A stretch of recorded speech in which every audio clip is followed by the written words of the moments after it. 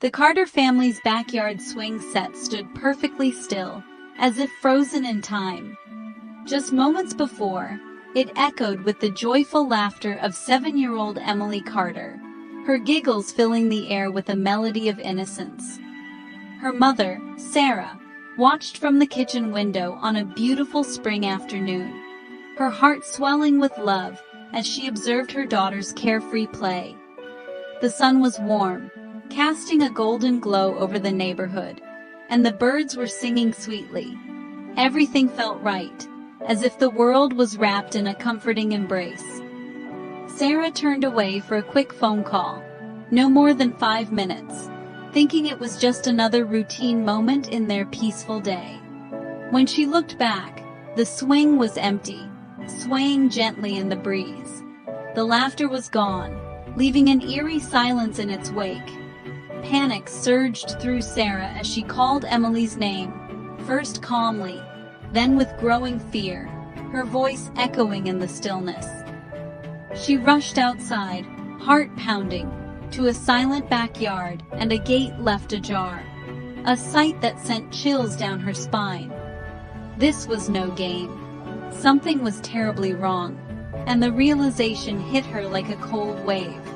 Her frantic calls brought her husband David running, his face a mask of concern and urgency. Together they searched the yard, the street, called friends. No sign of Emily. It was as if she had vanished into thin air. Each unanswered call deepened their terror, the silence on the other end a haunting reminder of their growing nightmare. The peaceful afternoon became a nightmare, the shadows lengthening as the sun dipped below the horizon. The sun's warmth faded, replaced by a chilling dread that seeped into their bones. Police sirens shattered the neighborhood's calm, their wailing cries a stark contrast to the earlier serenity. Neighbors gathered, drawn by the commotion, witnessing the Carters' anguish and feeling the weight of the unfolding tragedy. Flashing lights reflected in the windows, signaling the end of innocence for the family and the town, a harsh reminder of the fragility of peace. The laughter had stopped, replaced by a terrifying silence that seemed to echo through the empty backyard. Emily, with her red ribbons, had vanished without a trace, leaving behind only a small piece of her presence. The search began, but hope was already slipping away, the darkness of night mirroring the despair in their hearts. The Carters' world had changed in the time it took to answer a phone call, their lives forever altered. Maplewood would never be the same, the town's spirit dimmed by the shadow of loss. The community's sense of safety was shattered, parents holding their children a little tighter, their eyes filled with worry. The nightmare had only just begun, the darkness outside a reflection of the uncertainty within. The swing set stood as a silent witness, a poignant reminder of the laughter that once filled the air. And no one knew why Emily was gone, the unanswered questions hanging heavily in the air, a testament to the fragility of life. Before that day, Maplewood was the kind of town people dream of.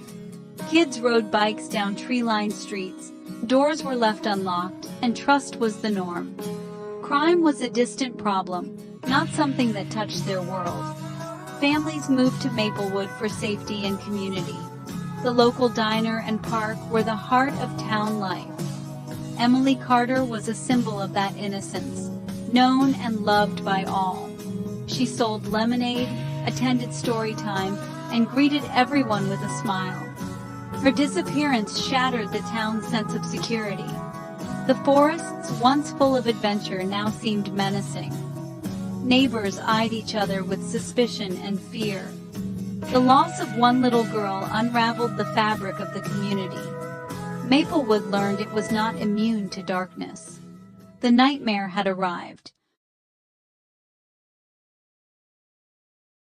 As night fell, Maplewood transformed. Flashlights lit the streets as hundreds gathered to search for Emily.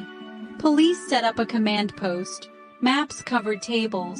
Search parties combed yards, parks, and woods, calling Emily's name. Trained dogs joined the effort, urgency thick in the air. Every minute felt like a lifetime. Detective Mark Reynolds, unaccustomed to such cases, led the search. The town held its breath, desperate for news. The search continued through the night, relentless. For the Carters, every knock or phone call brought hope and terror. Surrounded by support, they felt utterly alone. The community searched for a missing girl. The Carters searched for their world. 2 days in, a volunteer found Emily's pink backpack deep in the woods. Inside were her coloring book, crayons, and a half-eaten apple, a glimpse of her last moments.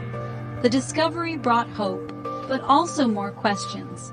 No fingerprints but Emily's and her parents. No signs of struggle. The backpack was a silent witness. The next day, searchers found a single red shoe, far from any trail. This felt ominous, a turning point. The forest now seemed predatory. Hope faded, replaced by grim resolve. The backpack and shoe were the only solid clues. The search pressed on, optimism gone.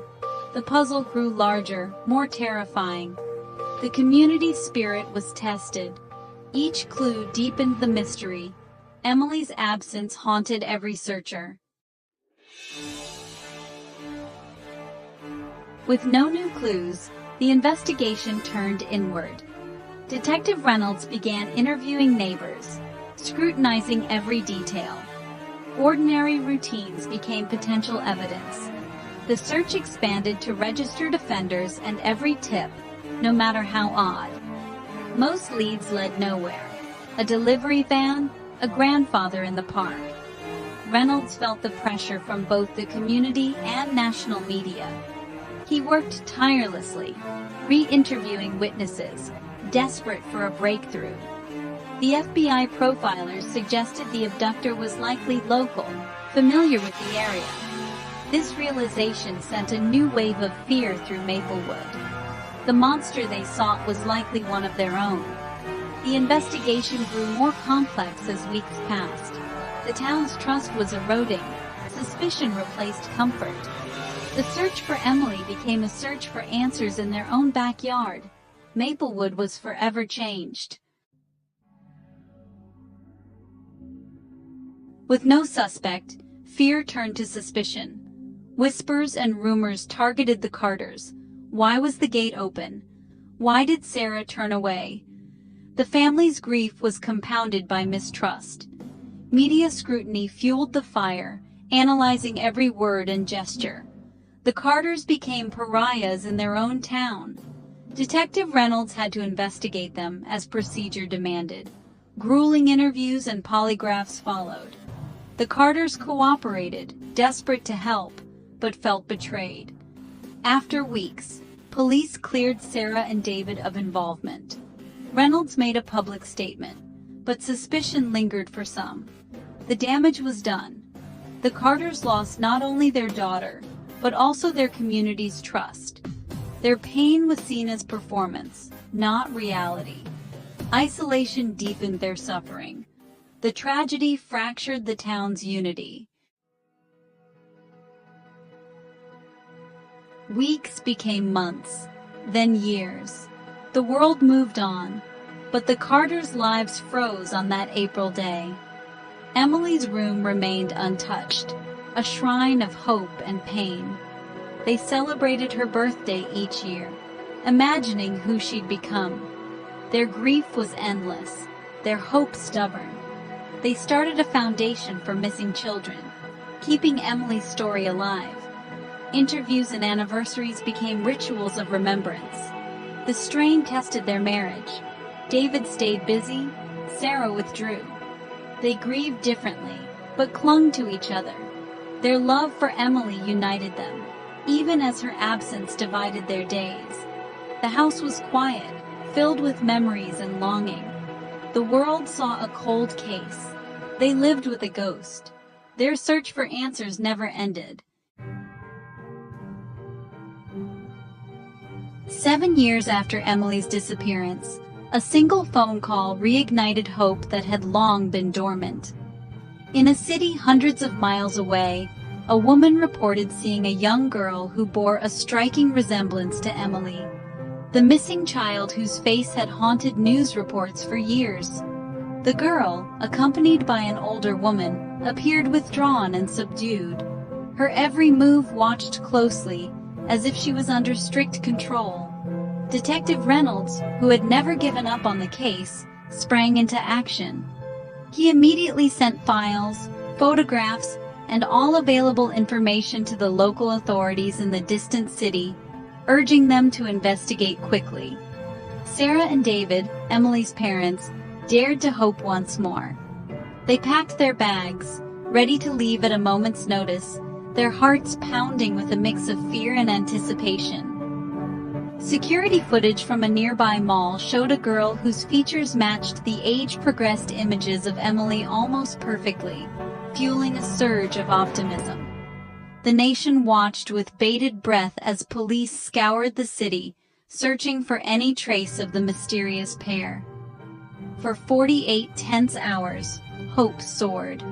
News outlets covered every development, and people everywhere followed the story, wishing for a miracle. Eventually, the girl and the older woman were found. Authorities quickly arranged for a DNA test, the only way to confirm her identity for certain. The world seemed to hold its breath as everyone waited for the results. But when they came, the answer was heartbreaking. She was not Emily. The resemblance, so uncanny, turned out to be nothing more than a cruel coincidence, dashing the hopes of all who had believed. The Carters were devastated, their fragile hope extinguished once again, leaving them in deeper despair. The silence that followed was heavier than ever, filling their home and hearts with emptiness. The world moved on, returning to its routines. But for the Carters, time seemed to stand still. They remained trapped in limbo, unable to move forward. Yet, the search for Emily continued. Each new lead brought hope and heartbreak, as answers seemed to slip further and further away, but the determination to find her never faded. Today, over 13 years later, Emily's case remains open but cold, a chilling reminder of the unresolved mystery that haunts this small town. Detective Reynolds, now retired, still keeps her file, a haunting reminder of the case that never left his mind, a puzzle with missing pieces. Maplewood has changed, doors are locked, children are watched, and the innocence that once defined the town is now a distant memory. The Carters remain steadfast, channeling their grief into a foundation that seeks to protect other children, turning their pain into purpose. The town regrets its early suspicion, now seeing the Carters' resilience and strength in the face of unimaginable loss. Emily's story is a cautionary tale, whispered to new generations, a reminder of the fragility of life and the importance of vigilance. Her swing set is gone, but her presence lingers in every fearful glance, a ghostly echo of laughter that once filled the air. The town is haunted by unanswered questions. What happened to Emily? Who took her? Could it happen again? These questions linger, unanswered. The wound remains open, the pain unhealed, a constant reminder of the day their world changed forever. For the Carters, there is no closure, only endless uncertainty and the hope that one day answers will come. For Maplewood, it's a permanent scar, a reminder of vulnerability and the shadows that lurk in the most unexpected places. Emily's disappearance exposed the fragility of safety, shattering the illusion of security that once enveloped the town. She is Maplewood's lost child, her memory a somber, eternal reminder of the innocence that was stolen and the hope that remains.